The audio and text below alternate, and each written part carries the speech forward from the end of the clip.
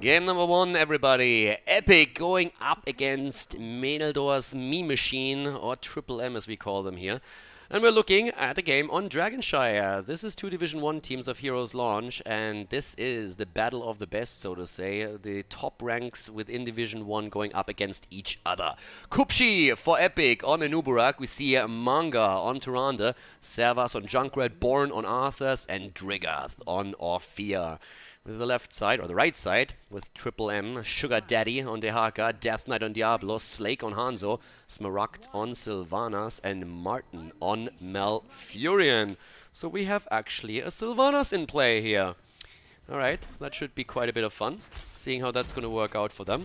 Another best of 3 series, and as mentioned before, this is Division 1, and it's also the top teams within the first division. So there's a really good chance that we are going to see maybe those teams as they exist right now, or at least some of the players in those teams also trying to qualify for Division S, which is going to be the new semi-pro league that Heroes Launch is currently trying to set up, a whole crowd-founded endeavor. And the first season is pretty much secured, and then we're going to see how long that's going to last and how the pros are going to react to it. The former pros already announced that they're going to play. A lot of the teams have signed up, and one of the top teams in Europe, for example, consists of Mene, JPL, Hazoops, Eternal, and Smexy. So a lot of familiar names that will come into that. That being said, with a focus here on our Division 1 game, we're currently having Epikkk going on the side. Ooh, immediately trying to go down to the bot lane here for Shrine Secure. We have again the auto attack focused into from Arthas. We are seeing that a lot lately. Trying to get the infinite stacks and the extra damage out there, especially on that off lane. And talking Arthas, he is continuously being pressured by Smaragd and Sugar Daddy. And of course, especially when you are going up against the Sylvanas, you need to be a little bit careful that you're not getting pressure too hard on the lane. Even Orphea making the rotation topside, Sylvanas on the other hand nearly dying to all of this. And the same is true for Arthas himself. I actually thought the action was already over, and apparently they re-engaged into the battle right away, so both of them have to be back. And with that, we're now seeing Dehaka take over the shrine towards the top side, as we are seeing down at the bot lane, Epikkk going for one of themselves. They have a lot of poke here, especially of course around Junkrat. Sylvanas also with a level 1 talent, the Unfurling Shadows, trying to get that damage output throughout the later stages of the game in particular. Shadow Dagger for her. There's the push. Servas already being pushed out. This placement can definitely be a problem for Diablo if he goes a little bit too deep in. Talking about that, already Anuburak diving in deep.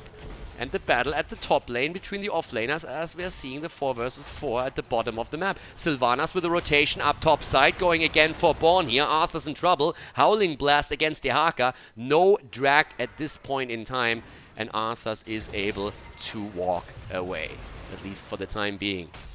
But at the same time now, both of those shrines under the control of the red team. Meneldors Meme Machine, Team Triple M, trying to force that first Dragonite, but of course with them focusing heavily into the middle of the map, we're having Junkrat reclaim the shrine at the bottom. Both of them now under the control of the blue team. It's basically just constant rotations from lane to lane, trying to catch someone off guard, trying to offset the balance a little bit. And with now 3 heroes already waiting, Dehaka is in a lot of trouble. Dehaka is in a world of pain here right now. I don't think he's going to be able to get away from this one. There's the stuns. Could maybe try to burrow out, but it's already too late. He's too low, and that's the kill. First blood goes to Epikkk. They're able to get the kill in. Easy one for them. Steal the camp or take the camp at the bot lane. And uh-oh, Diablo in a bit of trouble. Yeah, he's not going to fall here. It's definitely going to be some extra damage against him. And keep those rotations from the top lane in mind, because Anuburak is still looking to see if he can maybe get a follow-up here.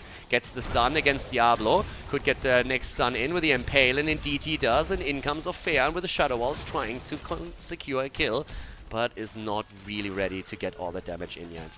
Closing the distance a little bit too late. Triple M already moving back to safety. But already both of the teams showing some combos here. Again, Diablo with the engage. Tyrande following with a quick stun against him. And Diablo might be in trouble, but Anuburak isn't looking too healthy either. Both of them being healed up here. Owl hits hard. The grenades not connecting though. And in this time we already have Hanzo completing his quest on level 1. Talking about quests and completion. 6 stacks on the trade quest for Arthas, and he's going into a full coil build. Outside of that, Immortal Coil on level 7, and even speccing into the Dreadlord here for the cooldown reduction and the range increase. So really going to be spamming that out a lot, especially on that solo lane he's currently running. And Drygath has to be careful here. Tyrande in trouble, and that's the kill. Diablo with the immediate engage, and he's not the only one falling. We have a second kill. Hanzo dies. He got one kill against Junkrat, but then falls as well. Still a good trade for the team in red. So the meme machine is starting to show some teeth here. Sylvanas in the mid lane is currently protecting the Dragonite. Can't really rotate that heavily in there, but Diablo is already securing another position down to the bottom of the map to make sure that no Dragonite is taken yet. Celestial Attunement on level 7 now for Tyrande. That's going to help a bit against the approach from Diablo and Malfurion. The two of them working together would of course be a big problem. Now the stun missing, and that might be the end of Born. He gets healed again by Tyrande, and now they're trying to turn it around against Epikkk. That's going to be a problem. Hanzo forces them back, and Sugar Daddy actually escapes. There's a lot happening on the map right now. They are very, very active with these rotations. The drag against Ophia. She gets the damage in against Malfurion, and he goes down. Shadow Waltz once more. Sugar Daddy still surviving, but with Malfurion gone, very little chance of them grabbing that DK. And Tyrande has already taken over the top lane again. The entire game is just rotations, rotations, rotations. Quick rotations in the middle, trying to get a kill. People collapsing onto the top lane for a gank. And it's just nuts. 10 stacks now on the trade attack quest for Arthas, and he's continuing to get those hits in. He still has that full focus on level 4 and 7 into the coil. And it's actually an interesting combo for him, because with the quest completed, he has now not as many mana problems as you would oftentimes have with an Uberak if you're going into those coil talents. So he's doing well around it. They're also doing really well when it comes to Malfurion, because that old geezer is now dying time after time. The man with the green beard is having quite some trouble, and so does Orphea. But again, it's a 3 versus 3, and Uberak is starting to home in onto the back line. Hanzo is down. 5 kills against 2 as Epikkk is leading into this game with a bang. Heroic abilities also in play for them now. The drag dodged for the time being, and this is an opportunity to maybe even get a Dragonite. It's going to be a bit iffy though. Down at the bottom of the map, Junkrat, yes, is taking it, but no one in the middle to claim the DK himself. Good stun setup, but Diablo is not falling for it. Orphea is trying. Malfurion. Oh, clutch, my friend. That was nearly a bit too late. And the collapse onto Malf again. I like that guy is more dead than alive, but this time he's not falling. This time he's actually able to get away here. 58 stacks, by the way, for Sylvanas on her level 1. Still the pressure in the middle. And talking Sylvanas, she's at the bottom of the map, now busy against Junkrat. But it doesn't really mean that the blue team has a chance of taking the DK just yet. They're trying to.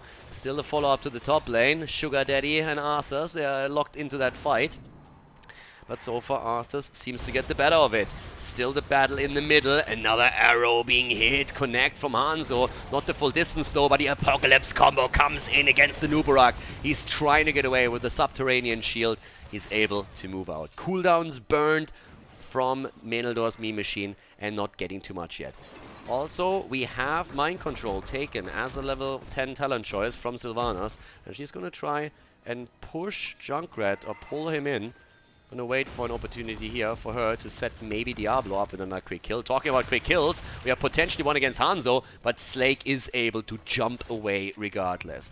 Heavy fighting all over the place. Here comes the Mind Control, but not a problem at all for an Uberak, and they are looking at Diablo. They want Diablo right now. Do they have the stuns? Well, the stun is in.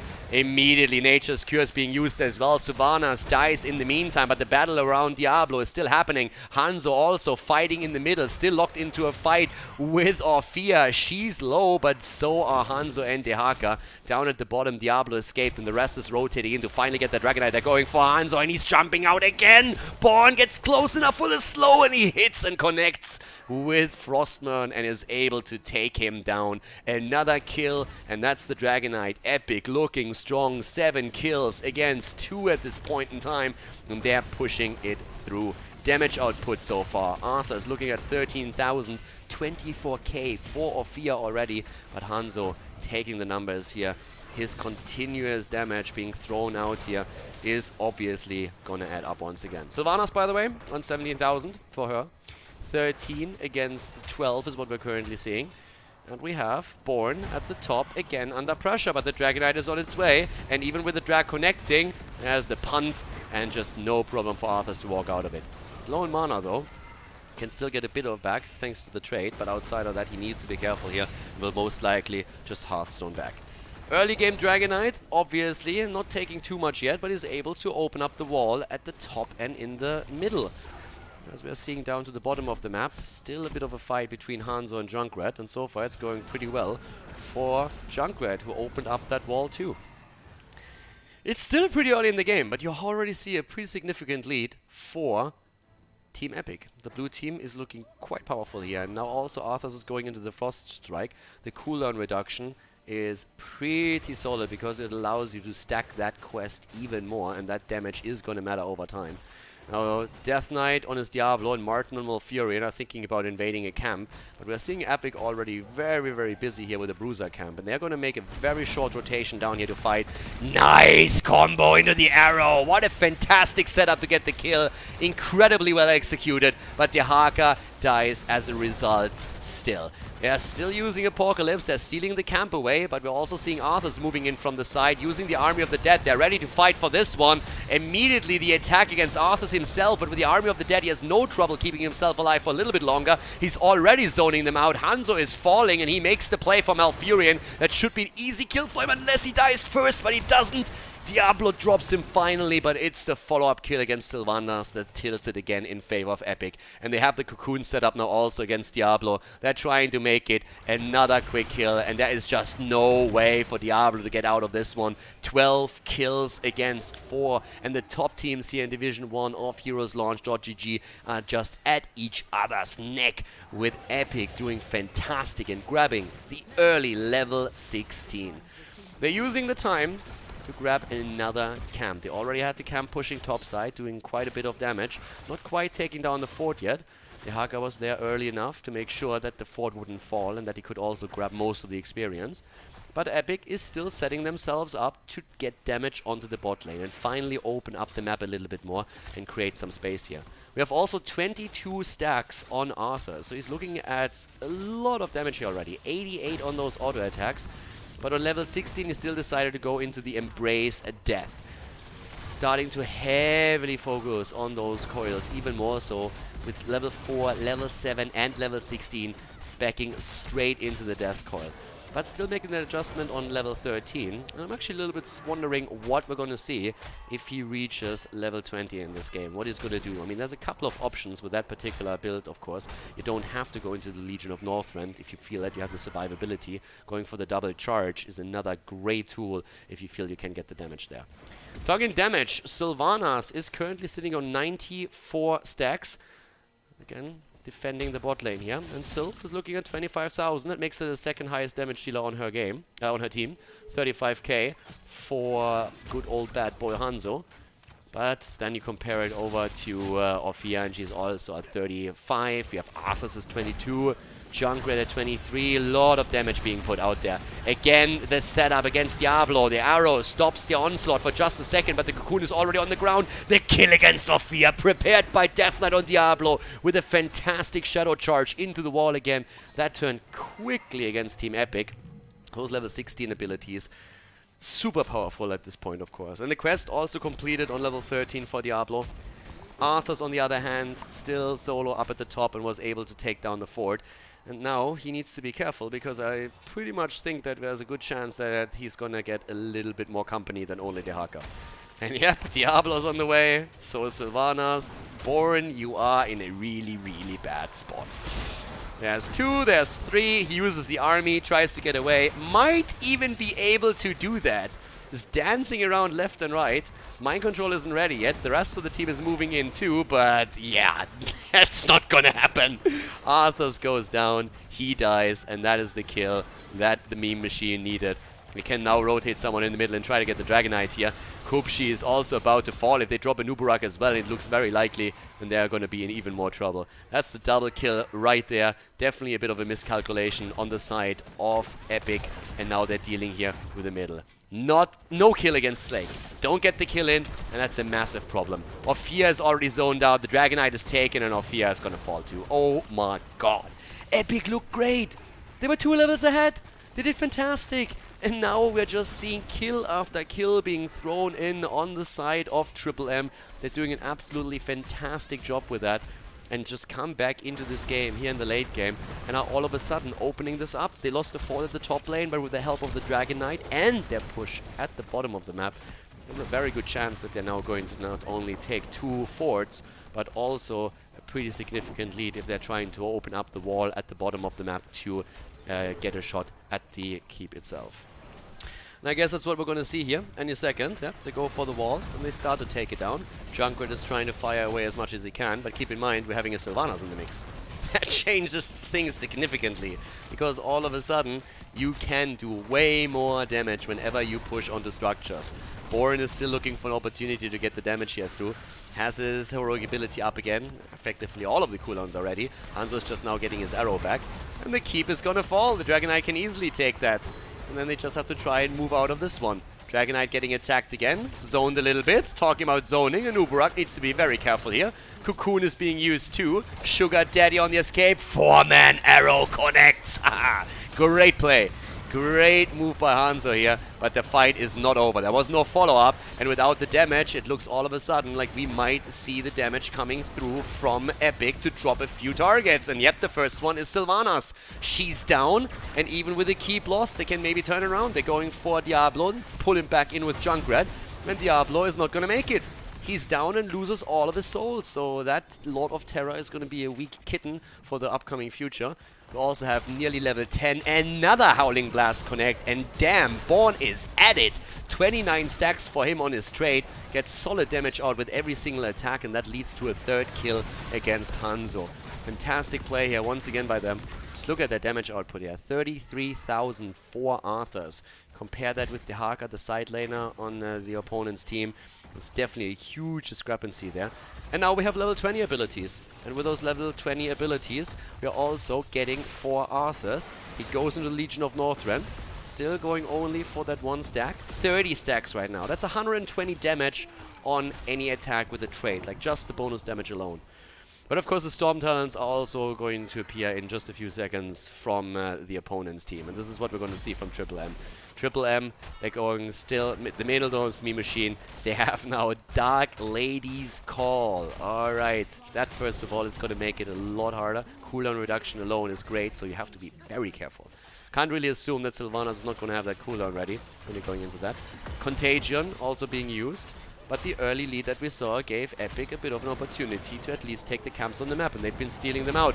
Arrow into Apocalypse setup, and they're getting it against Arthas, but they can't get the kill before he uses the army of Northrend, and that's already happening. So a Triple M in trouble. They're moving away with the Hellgate even being used from Diablo, but already the backline is isolated, and that means that the Haka dies right away. Another stun against Sylvanas. They're trying to get a setup here to take her down. Doesn't quite happen, but look at Diablo. He pulls over Born into the base, and that's the end of Arthas.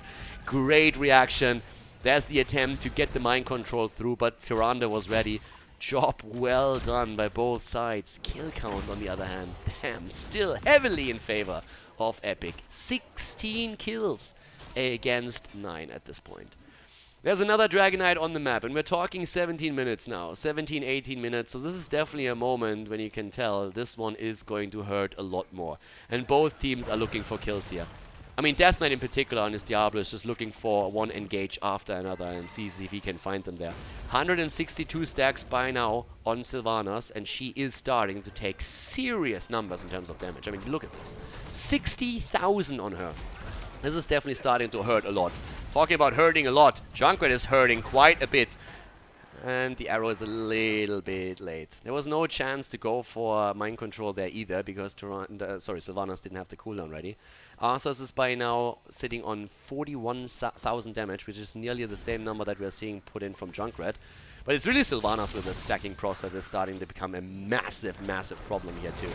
Again, the combo comes out with the Apocalypse so far.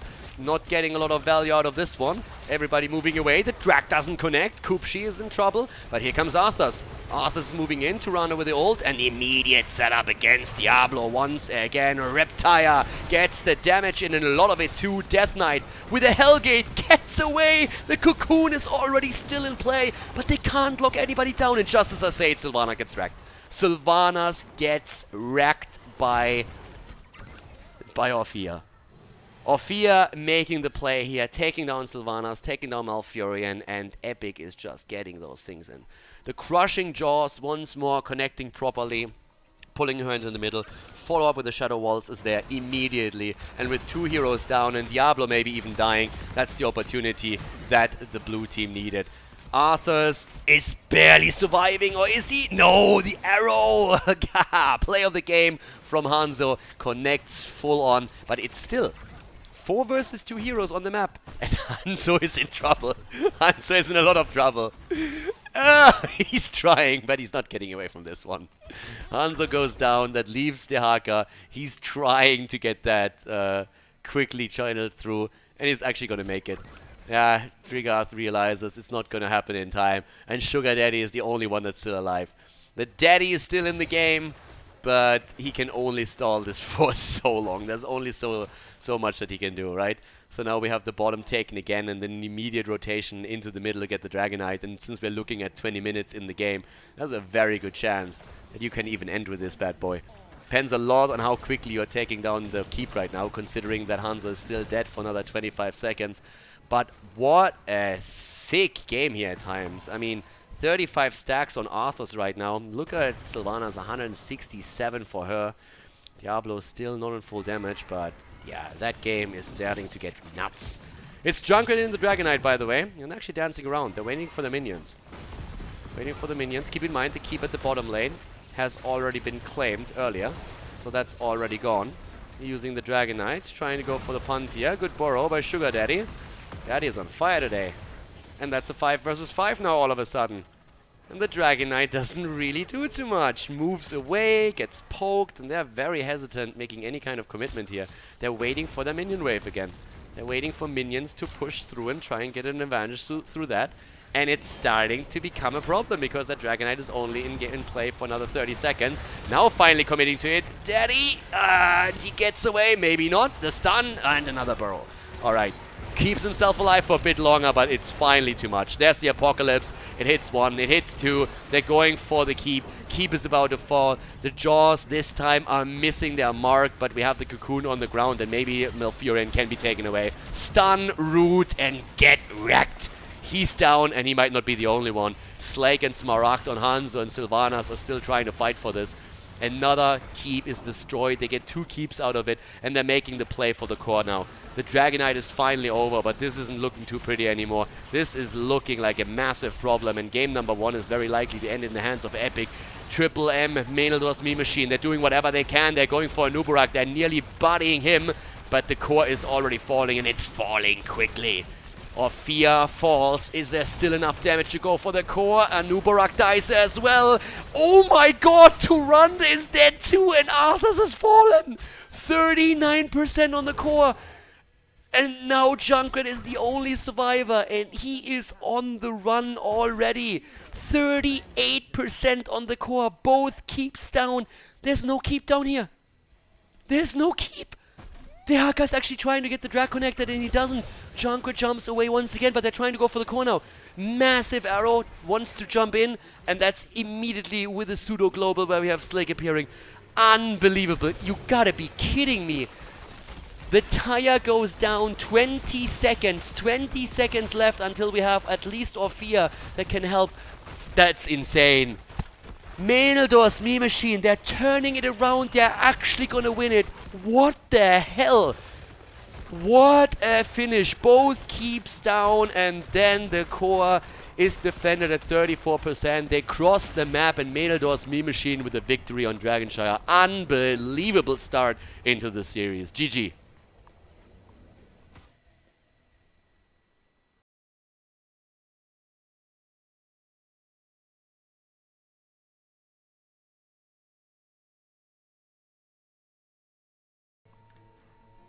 Game number 1 was pretty epic, and we are going straight into game number 2. The comeback by the Meme Machine. To the left, Epikkk. Currently playing here with Kupshi on Diablo, Servas on Hanzo, Born on Dehaka, Drigarth on Jaina, and Manga on Ana. An Ana-Jaina combo. That could be a lot of damage pretty quickly. Sugar Daddy for Triple M is playing on Leoric in game number 2. Death Knight on Garrosh. We have Martin on Tyrande. Smaragd on Junkrat. And Slake on Zeratul. Alright, let's get the party started here. Zeratul set up for the Mii Machine, together with... I mean, we have a flip of Garrosh available, and then the damage on Tyrande. But just in general, this setup is lacking a little bit on the damage side if Zeratul cannot completely dominate that. That's the one thing I'm a bit worried about. I feel the composition is very solid for Epikkk at this point in time. Again, they have already the global on the map, which is fantastic for Towers of Doom. So let's see how that's going to work out for Triple M. If they can have a decent setup here again, maybe through the Void Prison, they might be able to make some moves here. The Piercing Dart on level 1 for Ana, and she's going to try and get that extra distance, of course. Yep, there's the second stack acquired, and they're immediately starting to turn onto Garrosh, and he's taking a beating. He's also not the only one. Slake gets bodied into the wall by Diablo, and that pretty quickly drops his hit points to 50%. So, good start here. Very aggressive start from Epikkk again. I would be aggressive too. Like, either they need professional help after the last game because it was traumatizing, or they're just getting angry and saying like, alright, let's screw this. We're going in and we're completely botting our opponents now because we are better than this. And they played a great game. It was just a miscalculation at the end on Dragonshire when they moved on to the core and thought they could take it down, and then it just proved that they barely could not. But it was also well done by Triple M. I mean, it was a great game regardless. It was a lot of fun to watch. And I hope that this one is going to be on the same level. Camps are taken, and this is what we're mostly seeing now from Triple M's side. So they're moving in with Zeratul to get the damage in. Up to the top of the map. We're having still that battle between Leoric and Dehaka, and Leoric is pretty handily winning this so far. Sugar Daddy is putting in the work. I mean, the drag might connect, but the janitor is currently taking the trash out. I mean, damn. Really buddying with those Drain Hopes. They are all on point, and this lane is currently looking very, very good for Triple M. In general, I have to admit that Sugar Daddy is playing extremely solid. Like, we've observed Meneldors Mii Machine now a few times, and he always delivered. So now we have the level 4 talent, a bit faster in their hands. Of course, you have the slash build, the cleave build on the side of Zeratul. What else is new? And we're having now also the Paralyzing Rage, so more control over the lane with the slows, not going into the added wave clear. That was a great drag, by the way, by Born. That was a really good one, and even forced Sugar Daddy to use his Austin's Renewal. But that was a great one, just barely out of range of the towers from the minions, gets the drag in against the 2 towers, all the damage, so very solid play, very well played. It doesn't really change the fact that the top lane is currently very much so in the hands of Leoric, who's doing fantastic here. Down at the bottom, on the other hand, there's an invade attempt from the Mii Machine, and they are about to take that camp away. They're trying to steal it. Oh, Diablo! Moving in hard! And Death Knight is low. Death Knight is trying to move away from this, and Jaina is having none of it. The Ice Queen goes in and just simply obliterates him. Obviously now the top exchange is what we're waiting for. It could actually turn because Dehaka is extremely late to this. Zeratul is already there. At the bot lane it's going to be an exchange from the looks of it, but I feel up to the top Dehaka is going to have a problem. And a big one at that. There's the slow. Keep in mind he has Paralyzing Rage. And yeah, that's a kill. That's a kill. You can borrow a charge as much as you want, but Dehaka goes down, and that is a charge up to the top. So we're going to have 2 altars in the hands of Triple M. Or do we? There's the 4-man rotating in. Can they get the quick kill? Oh, Manga in trouble. And that's the second kill right there. They're trying to save the altar, but the only thing that they accomplish is that Ana dies too. Dehaka is back. Of course, he could burrow in now, but very unlikely that it happens. Sugar Daddy zoning everybody. Another attempt by Servas to maybe interrupt here with a bit of luck, but that's not happening either. So shots fired once again. The lead in the game for Triple M. And they already have the lead in the series after their victory on the last map. Early level 7 talent now for Triple M. And we have Drain Momentum. This is something that we see a little bit more often these days. The slow on level 4. And then also getting the Drain Momentum on level 7 for the movement speed. Even Ghastly Reach occasionally taken as a level 7 talent choice to get a little bit more out of your 13-16 synergy. But both of them now on the next level. By the way, I talked about Anna and how she at the beginning of the game did really, really well with those sleep darts. She's still sitting at 3 stacks. Now, we didn't have that many big fights where she could have gotten those through. But yeah, definitely not being able to follow up on that too early in the game. This could be one, but no. Diablo goes in again. Slams Death Knight around. Good toss though. Oh, the triple stun. Well done here by Martin. Gets thrown away as Born is trying to connect the drag. But obviously in experience lead, this isn't really looking too strong up to the top lane. The Daddy was still moving them around, and they're trying to make a play for the Haka. And the Haka is being attacked immediately by both of them. Body blocked, slowed down, and even with the essence that he just used, he's still down to 50% HP. Now Slake is also taking quite the punch there, but the Haka definitely regretting that rotation. And it's really what's absolutely awesome if you can try to pull that off. I mean, you push the lane out and then you try to intercept your opponent before he's able to reach the lane himself to prevent him from getting the experience that you're pushing out. And it might not really have led to a kill, but it still works out in experience. You look at the levels and you see an entire level lead now for Triple M.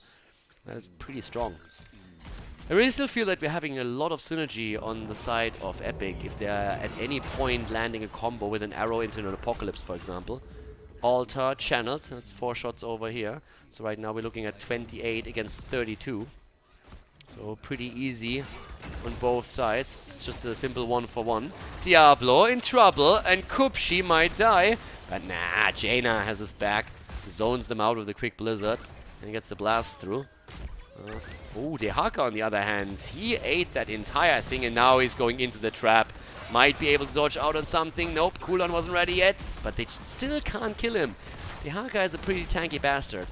And Death Knight, I mean in general, Garrosh is too, but that might still be a kill. It's actually insane. Like, Drigarth is playing so well on his Jaina from a positional perspective. Like, every time that we're seeing Zeratul moving in for a kill, he's ready and can move out again. So he allows very, very few options, but they are the heroics and they are forcing it. The Haka already about to die. He might survive. The Entomb not followed up. Can it be a kill against Jaina? Oh, instead Slake is low. Grenades everywhere and Garrosh is having none of this. That was a big fight once again with the Leoric still holding that top lane. Daddy is just doing naughty things to that top lane and to those turrets. Jaina is down 3 kills against 1. 1.5 level lead for Meneldors Meme Machine as they're memeing their way back into the mid lane here with Garrosh to soak the experience. But damn, what a game here already. Another altar on the map, and that's a single altar. But we're going to see level 10 abilities now for both teams, and that means that we could see some sick combos. Let me see. There's the Ring of Frost. Are we going to see? Yes, Apocalypse. Arrow into Apocalypse, into Ring of Frost with Nano Boost. That has a ton of damage potential here. I'm pretty interested to see if they can actually pull that off. That would be sick. If they land that combo perfectly, that would be terrifying. Here comes already the setup. Alright, creating the space for Ana. Grenades come through, but Ana is going to get this. Yep, she might. Gets interrupted barely. Where's the arrow? Not seeing it just yet. Entomb is great, but Daddy is low. Death Knight, the arrow comes through. And here comes the Apocalypse. Hits 1, hits 2, both going down the front line. Evaporating. The Ring of Frost comes in. Zeratul dies, but they also took the life of Jaina. Still a 3-for-1 trade, and Epikkk is back to business. Epikkk is back to business, not only nearly tying the experience gap, but another 4 shots fired, and that puts us onto even footing here with 28 versus 28 points on the core. 4 kills against 4, a slight lead in experience and level still there for Triple M. But this game, these two teams are super evenly matched. I'm really enjoying this. Game 1 was a blast, this one is very, very cool too. A lot of back and forth here. I'm liking it quite a bit. The Haka. Born is having just such a tough game. He gets stunned, he gets slowed, he gets thrown around. He's really just getting bullied the entire time that he plays here. It's honestly sick. I mean, the entire game, if you think about it, Zeratul was on his ass, Leoric slows him down the entire time, Garrosh throws him in, the Juranda stun comes through, Junkrat makes his displacement work, and the Haka just gets from getting pummeled from the left to the right, always moves out somehow. I mean, he died once in the entire game, but it's kind of insane to see how he's the one that gets always bullied here. 13 talents, a little bit quicker for Triple M, Meneldors Meme Machine now, with the extra talents in their hands. And of course, soon enough we're going to have them also for their opponent. Definitely in time for the next objective, no doubt about that. But with that, we're now also seeing in terms of stacks, still only 6 stacks on the Piercing Dart. It's tricky for Manga. He wants to stay very, very far behind, but he can't do that when he just doesn't get that. Another Sleeping Dart missing. The taunt. Oh, Diablo gets healed from Ana. Ring. Oh, the play, the setup, the kills. Damn, this is it. Void Prison attempt to save them, but 2 are already down, and that was absolutely perfect. Damn, 3 kills. Oh, that was exactly what we've been waiting for the entire time. What an insane combo. Absolutely beautiful. They get even Zeratul as he's trying to land a kill. Wow, that was awesome. Also, channeled 4 shots fired in Epikkk, looking fantastic there. That was awesome. That was really, really awesome. I'm liking this a lot. I mean, they're moving in, getting a pretty quick hit in with the arrow, and then the Apocalypse, the Ring of Frost, they're all in place right away. And it's just a 3-man kill. It's a triple right away, and then even the delayed kill against Zeratul. Now they get the bell tower through all the map control that they had, but this is just awesome. Loving it. What a great game. Seriously, what a great game. 16, 1 level away from Epikk's perspective. They've taken the lead in experience now. They are 4 kills ahead. They have taken the bell tower at the bot lane. And they have the level lead. If they get the talent lead and can use that, that would be great. But down at the bottom of the map, and now seeing the attempt to take it back. The minion wave is getting blown to pieces by Jaina within a second, though. Now all of a sudden you find yourself in the range of a bell tower that is firing too. So, Triple M needs to be super careful here. Let's see how this is going to work out for them. I mean, at this point, it's a little bit tricky. There we go. Once again, the attempt to see if they can maybe make something work with the combo, because the cooldowns are all back up. And if that lands, if at any point Triple M stacks, then, well, good night, Sweet Prince. That will be the end right there. And 16 is creeping slowly forward too. It's tough. I mean, it's seriously tough. Smaragd is poking as much as he can with Junkrat to get the nades through, but it's a triple altar phase. And if they can get 2 of those, that's 10 points less. This is tough. Tough going. Triple M wants to have that bell tower back. They're saying we're going to get this, but it looks more like an exchange at the top lane. It's about to spawn. Leoric can make his way in. Yeah, they're going to get it back in time, aren't they? But there it is. Dehaka gets the first one. 5 shots fired. He gets the full 5. And then we have 4 now confirmed through the middle. Alright, job well done. Leoric waited long enough to at least eliminate 4 points of the core from Epikkk. So 24 against 15. 16 versus 16 in talents. That gives us now also the Giant Slayer.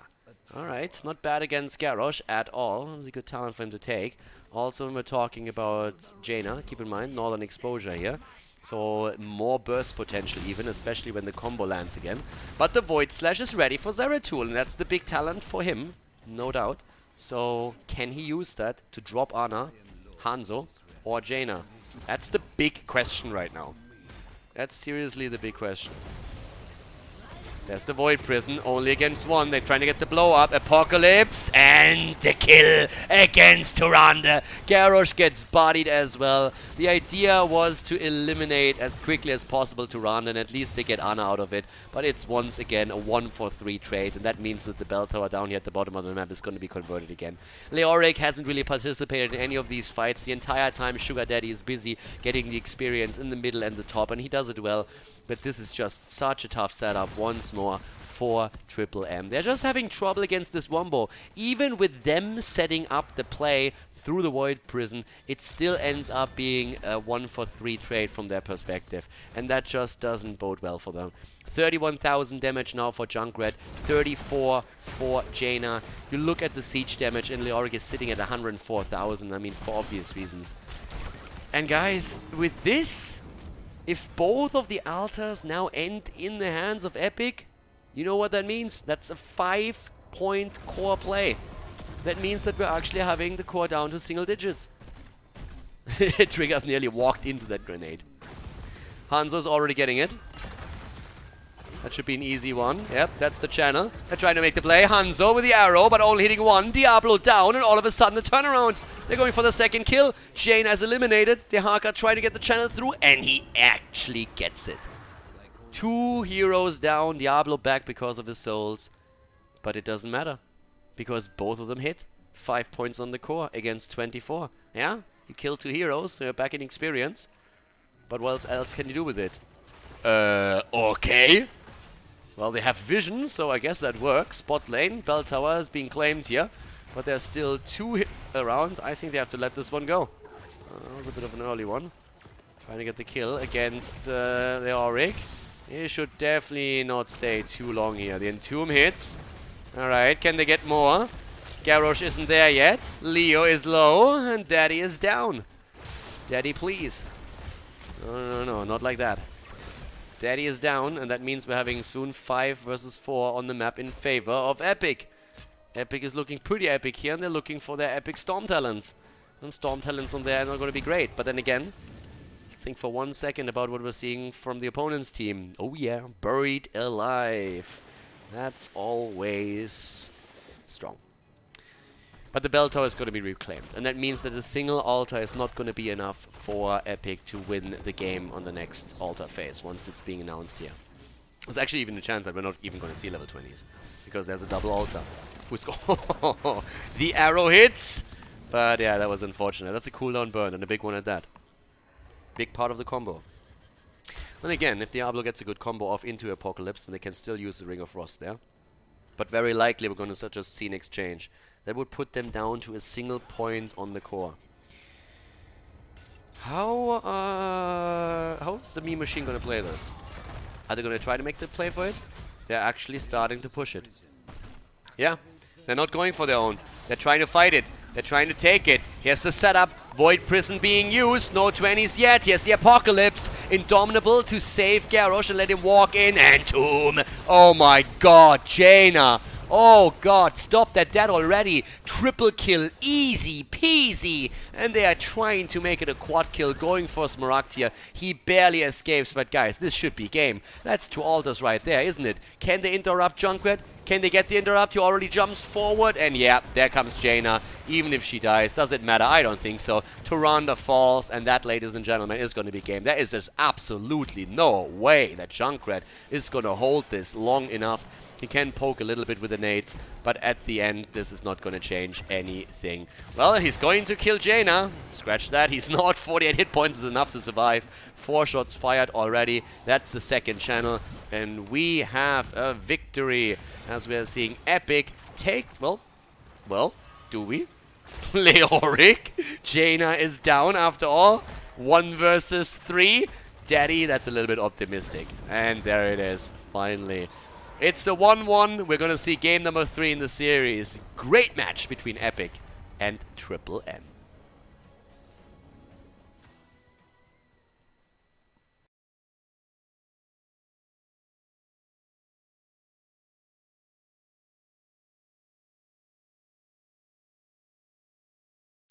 Game number 3 in a pretty amazing series. Team Epikkk in an epic game 2 were able to take the... Well, not only the win on Towers of Doom, but also force game number 3 of the opponent. To the left side, Kupshi this time on Johanna, Savas on Hanzo, Manga again on Ana, and they're playing with Drigarth on Jaina again. So looking for a similar combo here with a nano boost. Born on Blaze for now though, no Dehaka this time. To the right side of the map, Mal'Ganis, played by Death Knight. Kind of fitting a little bit. Sugar Daddy on Dehaka, as we've seen in previous games, game 1 in particular. Martin on Deckard, Slake on Tychus, and Smaragd on Orphea. We need to burrow into the middle, trying to find out if we can maybe get an early drag here. Not quite the case, but yep, we are ready and good to go. Level 1 for Orphea, pretty standard, the Ancestral Strength. Trying to play through that and get the extra damage thanks to the slows that are coming out. They got Kayn, great for the shrine control obviously. So we're going to find out how much that's going to work, but it's mostly about Jaina again. Who's going to take the series? I mean, the series in itself is already absolutely insane. You're looking at the early stages, and especially game 1, and it was an attack on the core that barely got defended, and then the turnaround kill. And then game number 2, Epikkk just completely turning up the heat and saying like, yeah, we got this. Let's go straight in, take the game. And they were successful with a sick Wombo combo through Arrow into Apocalypse, into Ring of Frost, just blowing heroes to pieces every single fight. Level 1 now with a time to feed, so even more heal and sustain for Mal'Ganis. But there are a couple of stuns on the other side. I mean, first of all, we're having a blind on Johanna, but outside of that, we're even having stuns through the Arrow of Hanzo.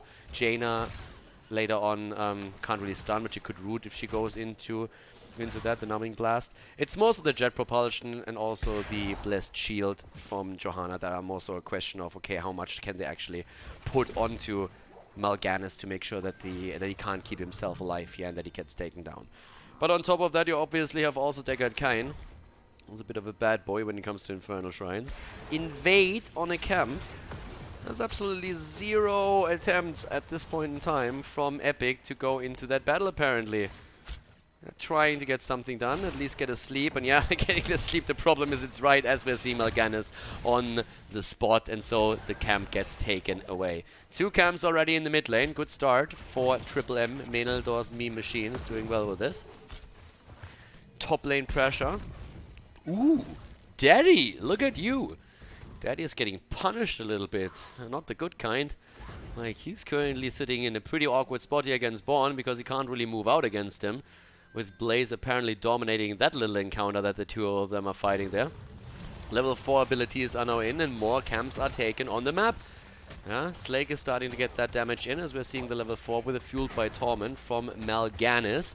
We're also having on level 4 now, the bigger they are, burn them down and burn them down quickly. The Potion of Shielding, and we're seeing Dread playing the slow here. Dread as a focus, which is pretty much what we usually see when we're heading into... like, our Fear's build pretty much has a couple of variations, but Dread is usually the focus for most of them on level 4 and level 7. That's what we're seeing here most of the time.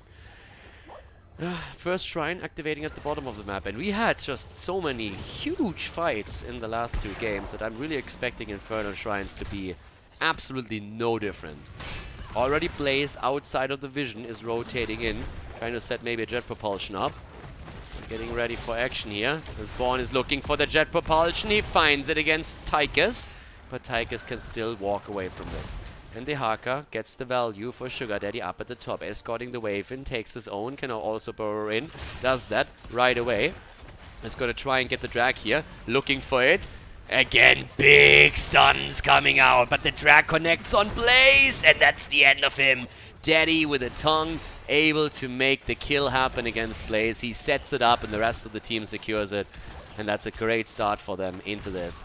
Triple M, Meneldors Meme Machine with the early start here on Infernal Shrines, making the plays and trying to get that first Punisher.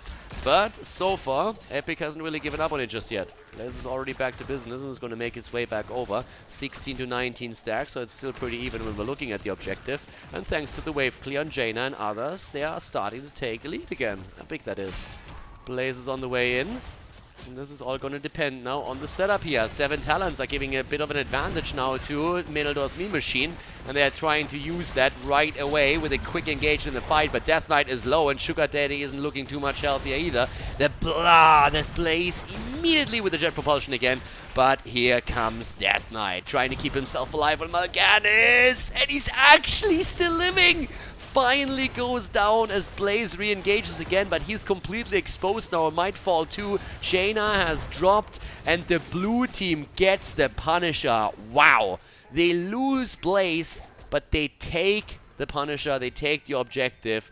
Epikkk able to get the Punisher for now. They lose another hero. Might not be able to get too much damage done with it as a result. But that was still a great effort here by them. It shows once more just the amount of wave clear that that team has. Like, damn, Jaina alone is already great on that. Then you have Johanna on top of it too with the Condemn. Especially, of course, with Conviction here. Allowing her to also engage. That's another really helpful tool whenever that comes through. But then Blaze with his own oil spill and the AoE from his attack. Monk, Ana goes down. Ana down. But yeah, Hanzo, another great hero when it comes to these shrine fights.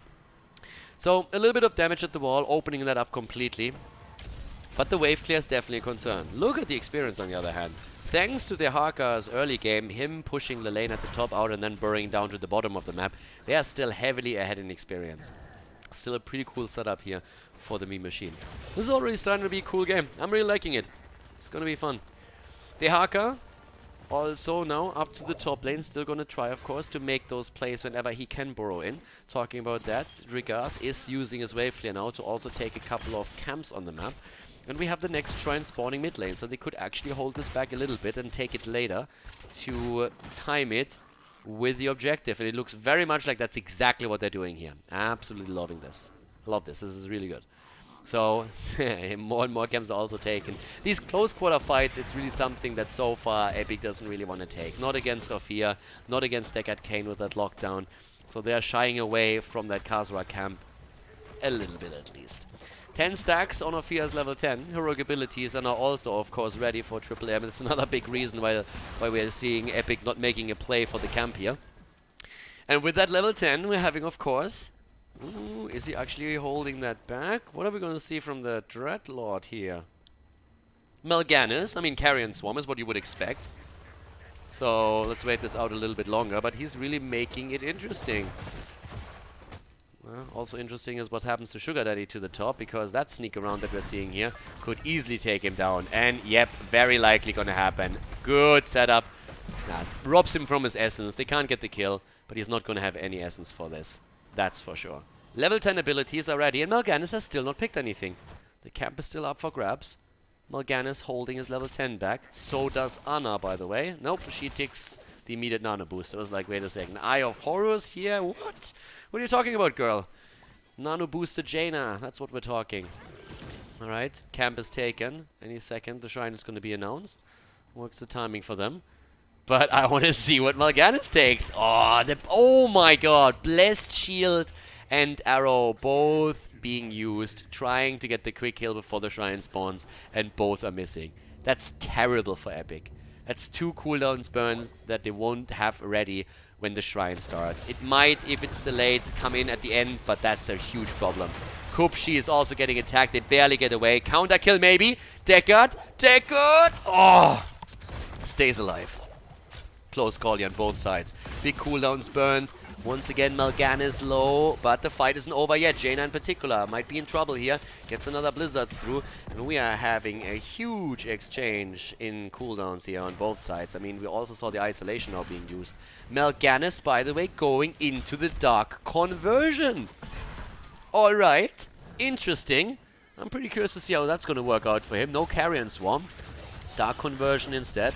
That could be a huge play if he gets the channel through in the remaining fights, depending on how much pressure is on him. First of all, he gets stunned out again by the jet propulsion as Blaze moves in. Massive damage through Odin here. Slake taking the position on the shrine with the help of his team. Arcane Punisher, that's what's on the line here. On level 13 talents will soon give an advantage to the red team, but they don't have it just yet. They're waiting. Again, Kupshi moving in. And here comes the Ring of Frost. They get the ring out. Only against one, though, and Johanna is dead already. They're losing Trigger on Jaina probably in a second. The conversion attempt. And what? 4 heroes down. Mal'Ganis with a perfect Dark Conversion gets that through. Is able to swap health, keeps himself alive, and Blaze falls shortly after. What a fantastic fight by Triple M. Unbelievable. I can't believe how well that Dreadlord move just worked. The perfect conversion. He barely stays alive throughout those 3 seconds while he gets the health back. They get the kill against Blaze, and it's 4 heroes that fall. And the Meneldors meme machine is looking at 8 kills against 1. Big push mid lane. Daddy is down at the bottom. And yep, Epikkk is on the back foot. They had a decent setup at the start, but they only hit a single hero with a Ring of Frost, and they couldn't kill him either. And then everything just went south. Now we're having the wall opened up. Daddy is busy at the bot lane, opening that up too, trying to put some damage onto the fort itself. And that's a 2-level lead. Arrow comes in. They're trying to force something. They don't have the ring though. Here comes even Tychus with Odin. Using it early. They're going for Blaze again. The isolation, the drag, and Born is about to fall. He goes down. The Dreadlord is dead as well, though. Kill for kill. Oh, but another one. There's Ophia, dead as the blessed shield hits her to the face. And yep, that's a lot of teeth that just got knocked out of her. But she's not the only one falling. Ring comes out, doesn't hit anybody, but Johanna's already dead. They are going blow for blow, and Jaina dies too. Another big trade in favor of Triple M, as Meneldors Meme Machine is taking 11 kills against 3. Sugar Daddy came in for that. And what an unbelievable back and forth in this entire series. I mean, we're not talking about one map. We're talking about an entire best of 3 so far that has just been all over the place. 13 talents on both sides, but you look at experience, and the 16 is going to be so close. Daddy is back to the top lane, giving more experience over to his team. And in the meantime, we're now seeing the fountain be taken out. Servus is moving in, so Slake needs to be careful that he's not too isolated here. Damage comes in, gets a quick grenade through. No kill just yet. 16 talents. Give us first of all the Plague Bats. First one right there for the extra damage. We're also seeing now the paralyzing enzymes for the extra slow. That's an interesting one as well. Even more control to them. Talking control, there's the setup. Oh, the jaws! Oh my god, the Deckard follow-up! The combo that we're seeing from the Meme Machine are insane right now. Melganis asleep into the clenching jaws, and then immediately Deckard Kane with the follow-up there. The amount of CC on this team is absolutely insane.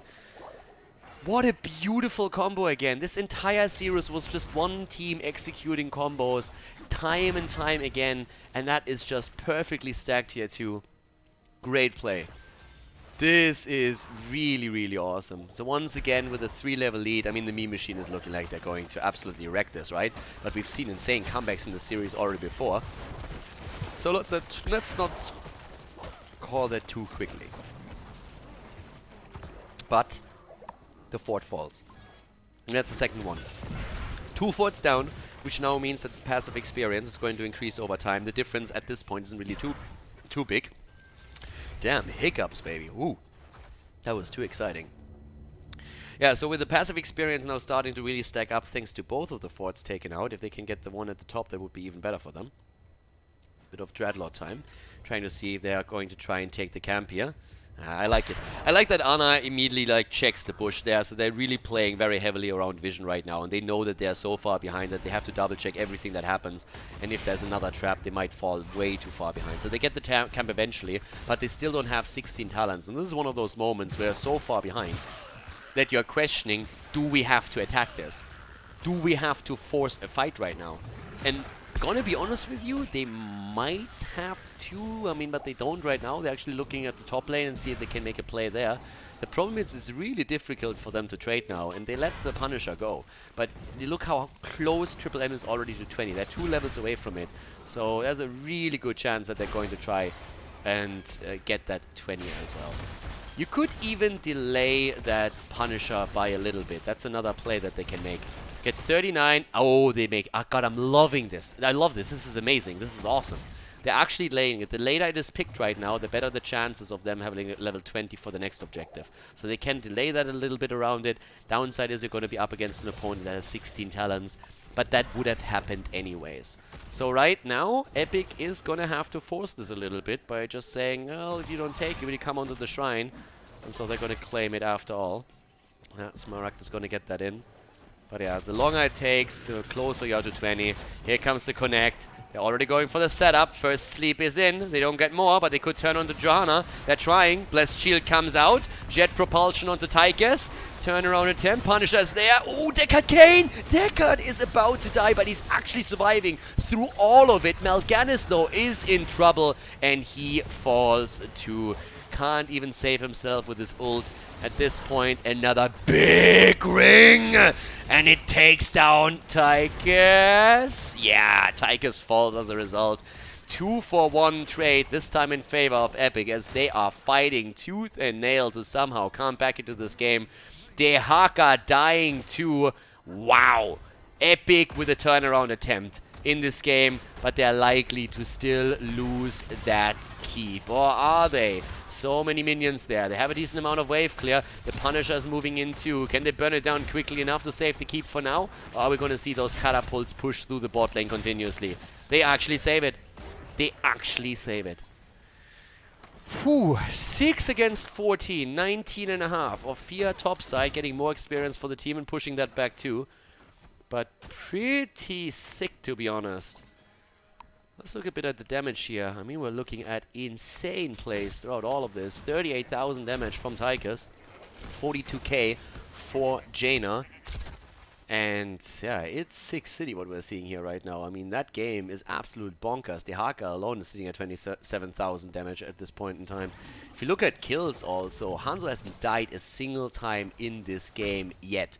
Everybody just worried about vision, worried about any bush that they can possibly encounter. Nobody's face checking, everybody's using abilities, trying to lock someone down while making the rotations from one point to another. Still Ophir here, not sure what's happening there. Get the rest of the team in. Play it safe, play it sound, try and hide a little bit, see if your opponent maybe gets baited into it, and so far that wasn't the case. But here with the passive experience, as I pointed out earlier, 3,000 experience points difference. It's getting rough. And there's the 20 now, and that's the big concern really. That's one of the reasons why they delayed the last Punisher by a bit. With level 20, you're now all of a sudden looking at the big red button. You're having next to it, of course, also, well, another quick trap. Mal'Ganis with Alone in the Dark. And on top of that, the Essence Clause. Look at that, adjustments from Daddy. Okay. It's all about the slows here, and the slows are, of course, proccing the Ancestral Strengths over and over. I mean, the entire team is based around so much control that it's actually insane. And Ophir is just having a field day because of it, and it gets insane damage numbers out in every single fight where she can just unleash these combos. Great push now also with level 20. They're just saying, get it early, use the heroics, and make sure that you're going to get the keep. Just get the keep right now and poke as much as you can. Talking Ophir, she drops Jaina. Easy as that. They might not even have to wait for the Punisher. They get another drag in. The sleep comes through, but can they maybe follow up on Kupshi? If they get that kill against Johanna, that would have been the end of the game right there. But they still hold out for a little bit longer. Big Red Button gets some damage into the mid lane, obliterates another minion wave too. And Epikkk is fighting for experience. They're fighting for every single point that they can get. They need the XP to get to level 20. So far the shrine hasn't been announced, but they still need pretty much a level, and there it is, 28 seconds. Johanna pushing out the bot lane. The rest of the team already moving towards the top, thinking about taking the camp here. It's even more experience for them. They need something. They have to get that storm talent. And Johanna's trying to move out here, but even she has to be careful. Without vision, you need to be cautious. If there's a trap set up against you, you might still fall here. But they're trying to make the plays now. Jaina's going to be back in time. I don't have to worry about her. She's going to be ready in time. There is going to be a lead either way for the meme machine. And they're taking the fort at the top lane now too. But it is going to be a fight 20 over 20 if they hurry. And they're moving into the mid lane to take another camp, take another wave. Johanna is already starting to move through the top. Jaina's with the rest of the team, and they are nearly there. They get that 20 any moment. They can rotate top, get a few more minions, and then they can finally go into the fight. But this is going to be it. If they lose now, then this is over. If they win, you're not going to be able to finish the game, but at least they're going to be staying in it a little bit longer to try and turn this around here. 16 stacks against 0. And this is when we're seeing the play happen. Indestructible order being used. Here comes the ult. Big red button. The drag not connecting. Sugar Daddy missing it this time. Arrow onto only Odin. Nothing else. And here comes the Night Rush. The Death Knight goes down. Can't get the ult through. Mal'Ganis is dead. That's a disaster. It's a disaster for the meme machine. They're trying to get the counter kill, but they can't make it happen just yet. Drigath on Jaina is low, has to actually bolt away, but we have the kill against Deckard Cain. The old man is dead.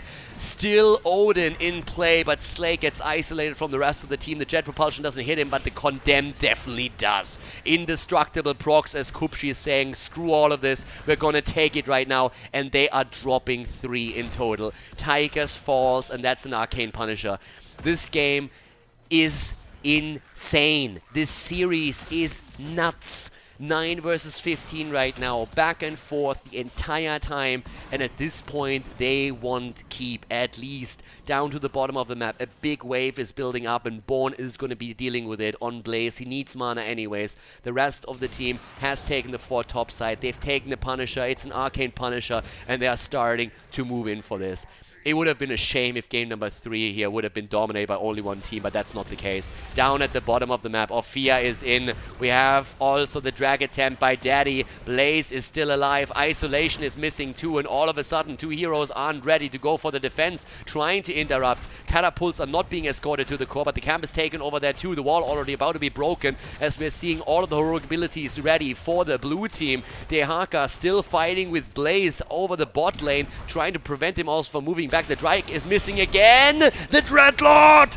Oh my god, Anna's poison takes him down. Epikkk with a comeback attempt. An epic game already as they go for the keep and they drop it. The keep is down. Punisher jumps onto Orphea. They're trying to get the kill there. Most of the heroics already been used, but we still have the Ring of Frost on Jaina, and Drigath is looking for the setup. The bait into the middle as they're looking to end the game. Epikkk is already back, but Blaze is on his way now too. Again, Johanna going in deep, trying to zone them out here. The Punisher is dropping low. Can they go for the core here? Can they find another kill? It doesn't look likely. And we have Epikkk move back. Epikkk moves back. Oh, they are trying to. Johanna gets away. 21.5 minutes into the game. 2 keeps destroyed. Catapults pushing. Top keep eliminated as well. And this is just bonkers. What a fantastic series. Jesus. 63,000 damage on Tychus. The big red button just absolutely delivering. But still 56k for Orphea. Jaina with a 58,000. Mal'Ganis currently being the punching ball here with 5 deaths. He got a couple of really cool dark conversions through, but in general, I guess Carrion Swarm might have been the better play. Hindsight being 2020, obviously. It's sick, and we're very likely going to talk about another shrine, and that one is going to spawn mid lane.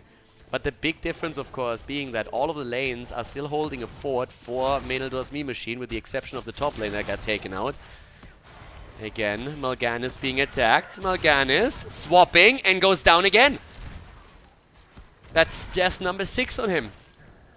And all of a sudden, Epikkk has the momentum on the map. Even, I mean, Deckard Cain didn't go into the Bottomless Flask either, by the way. He has to respect the elderly, which is a great talent in and by itself. But if you're fighting over those shrines over and over, the Bottomless Flask would be insane. And with Mal'Ganis down, the map control belongs to Epikkk. That means they can easily de-push the lanes. They can try and see to, well, if they can take down a fort, for example, it's not going to quite elevate the pressure of the lane, but it's going to make sure that they at least have occasional catapults spawning that they can use here. So this is an easy kill on the fort. It helps them with the tickle experience as well. So catapults are now periodically spawning. And that's going to be great for them to just make sure that the bot lane is not going to be pressured as much. And Epikkk is moving far out onto the map, far into the enemy territory, trying to see if they can get another quick kill somewhere. It's honestly an insane game right now. It's pretty much similar to what we've seen in the previous maps. Just one comeback after another, heavily fought over matches. I am, happy as a panda that we actually casted this one. This is honestly an amazing match and one of the best that I've seen in quite a while. We still have no clue who's winning this, by the way. Like, none whatsoever. I mean, at this point in time, you win one team fight, you win the game. Both of the teams have lanes that have been opened up earlier on already. And now, mid lane, the next shrine is spawning. And I'm pretty sure that with next shrine, I'm also talking about the last shrine. 24 minutes into the game. What a fantastic series here. And they are about to go for it. Both of the teams assembling as we speak. Ana on 16 stacks has never gotten the second quest reward here for the extra range, but still playing a fantastic game here.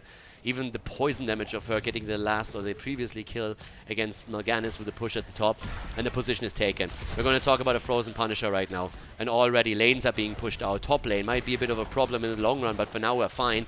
And here comes already the big red button. Also, Epikkk coming in from the side, missing his ult against Jaina. Mal'Ganis with a sleep. The jaws again. The kill against Jaina. Jaina is down, and this might be it. Ana is low. Smaragd on Orphea is barely surviving. The drag connects against Johanna. Iron Skin is being used, and they're fighting for it again. They're moving in. Most of the ults have been used already, and this is going to be the Indestructible on the side of Johanna. She's about to fall here too. Anna is all of a sudden on the run, and Johanna is attempting to move away from this. Has absolutely no chance. She's down too. The core, on the other hand, being attacked right now. Catapults are homing in 25 minutes into the game. They are hitting, and they're hitting hard, but we have the Haka on the way back. The core HP are falling, but it's not going to end the game here, is it? 76%, it should be fine. There's the drag, 63, 58, but he's going to be able to defend that eventually.